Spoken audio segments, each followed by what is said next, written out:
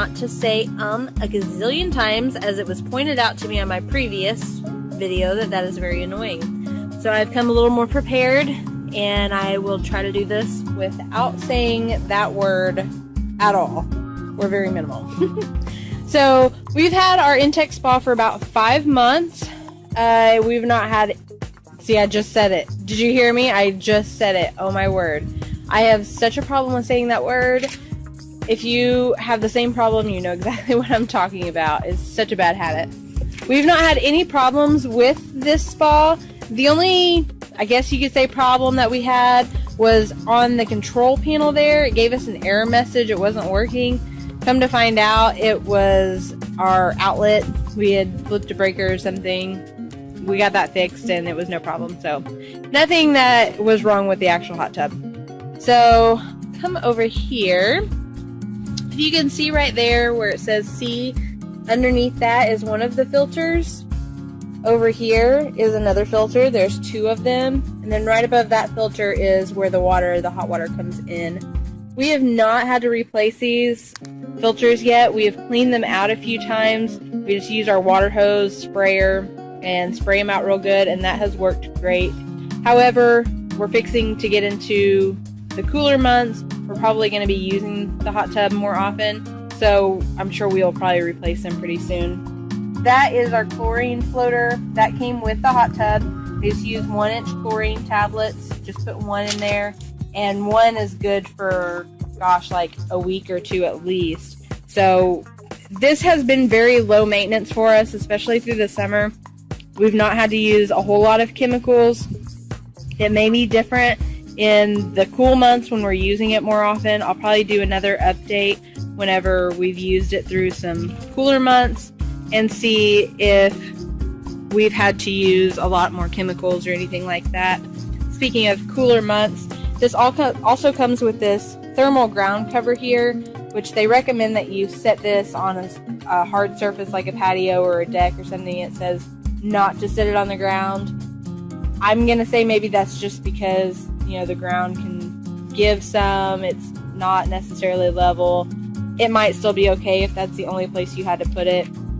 But it does come with this ground cover. It's supposed to keep the cool temperatures from coming up through the bottom and cooling your water off. So this over here is the cover for it. It's inflatable. It's not as durable as the side of the pool. I'm sorry, the side of the hot tub. We have a pool over here also. That's what I was thinking about. The side of the hot tub is very, very durable. Me and my husband can both sit on it, and it's so durable. Like, you wouldn't think something inflatable could be that durable, but it is. The cover, however, is like a regular, it's kind of like a regular flotation device. Like, if you've got something to float on in your pool, it's the same kind of material. So, you know, it doesn't have to be as durable. To inflate these, the pump area right here, the cover of this on the front side completely comes off, and you actually use the pump to inflate both the hot tub and the cover. If you can see all along the bottom here, it's really sunny. I don't know how well you can see it. You can see all the little holes along the bottom. That's where the air comes out to make the bubbles. I will go ahead and turn the bubbles on for you. Show you the control panel here real quick. If it'll focus. My camera's not wanting to focus. There we go. I don't know if you can really see the temperature on there. I think ours right now is 104. It was 103 earlier. And the heater's not on. Like, if you see this green flame, that means the heater's not on. When it's red, that's when it's on. It's just heated up because it's so hot. It's really hot here in Texas. And so that's what that means. You can, I mean, if I wanted to turn the heater on, I can hit that button there and you see, I don't know if you can really see. No, that just turned it off. So I guess, oh, that's why, because it's already up to temp. 104 is the hottest temperature you can get it at. So, of course, power button. These are to control your temperature up or down. This is your filter button, which if you hit that, that's going to shut the pump off, which you don't want to do that unless it's empty, obviously, which then you're just going to have the whole thing unplugged. But it's going to get really nasty if you don't run the filters. And then here's your bubbles. Of course, that was the heater, and then you can just toggle between Celsius and Fahrenheit. So I'll go ahead and turn the bubbles on so you can see.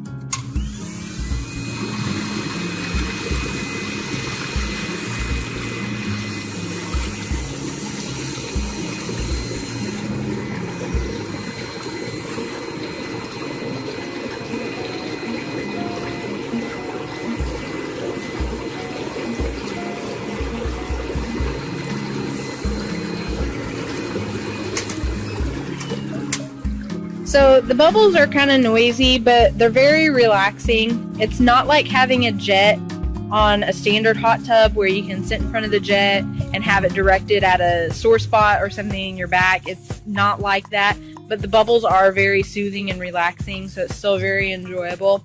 We're very much looking forward to getting in this once the weather cools off. So that is the hot tub. Let me go ahead and I'll just show you, for those of you who didn't see my first video. I don't have the cover on right now, but this is the latch that the hot tub goes down into. This right here is a lock. It actually came with a little key.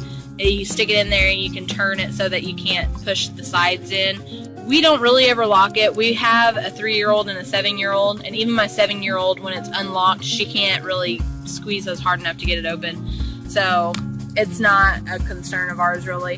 And then there's these nice little handles here, so when it's empty and you're trying to move it around, it's very easy to carry. There's one on the other side as well. So I believe that's it for the actual hot tub. I'm gonna go ahead and go inside and go through the chemicals and stuff that we use, just if you're curious as to what kind of things you might need to purchase for this. I'll show you what we've used and what's worked best for us. Also, we've got this pool over here. I believe it is not Intex brand, it's Summer Escapes brand. Intex has one similar to it, but this one was cheaper. If you would like for me to do a product review on that, let me know, give me a thumbs up or a comment below, and I can do a product review on that as well. And please excuse my messy yard, I have children. So I'm gonna go inside now and go ahead and go over the chemicals that we use. Alright, so here are the chemicals that we use. I apologize if you can hear my son's TV in the background. He's watching something and eating lunch, so I apologize for that.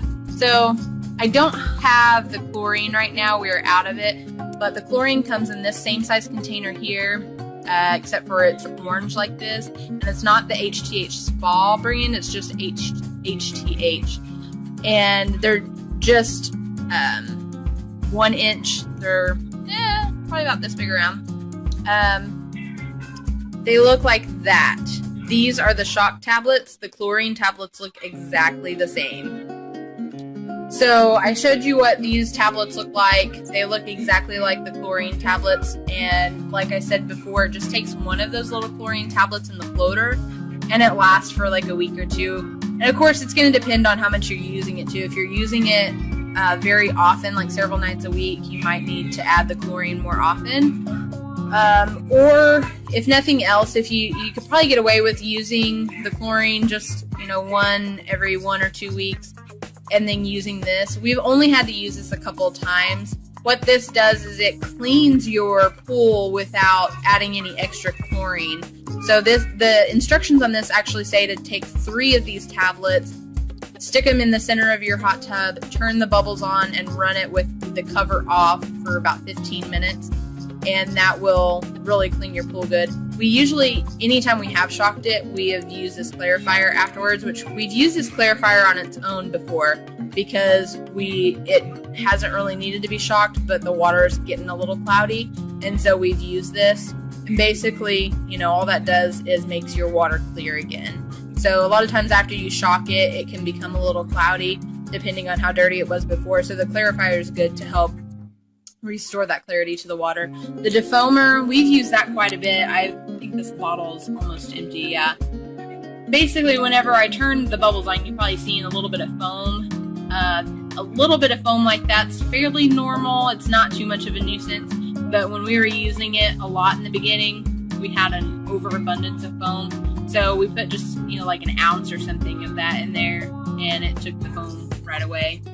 Also, we bought this in the very beginning, the enzyme cleaner. the first couple of weeks we were using our hot tub like almost every night, and we noticed on the chlorine floater that there was like a slimy, like kind of a greasy film on it, and it's just really gross to me. And I found this, of all of these products I've gotten at Walmart also. I'm sure you could probably go to your local pool supply store and find similar products as well. I just find that these are the best value. They work really well as far as I can tell. But the enzyme cleaner, I picked it out because it says quickly removes oils, lotions, and organics. And I assumed that the film was because we had been in the hot tub like every night. And of course, we don't shower before we get in there. That's just dumb. And I'm sure they would suggest that you do that, but we don't do that. So, you know, you've got your oils from your body that get in there. And so when you're using that often, you know, it's something that you could put in there, which we haven't used a whole lot of this. You can tell we've still got quite a bit left in there. So, but that's just another good product that we found. And then I don't know where I got these at. I have some other test strips that actually came with our hot tub.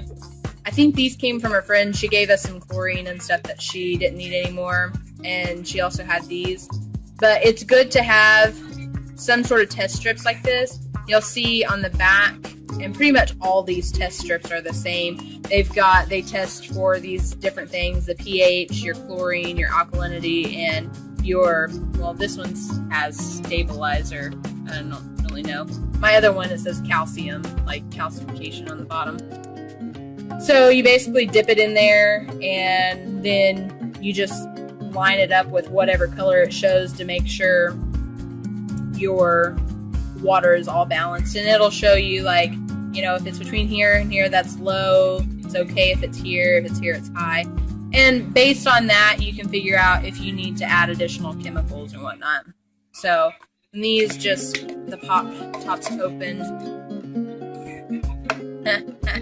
The top pops open, not the top's open. And you can kind of see them down there. I don't know if I can do it now.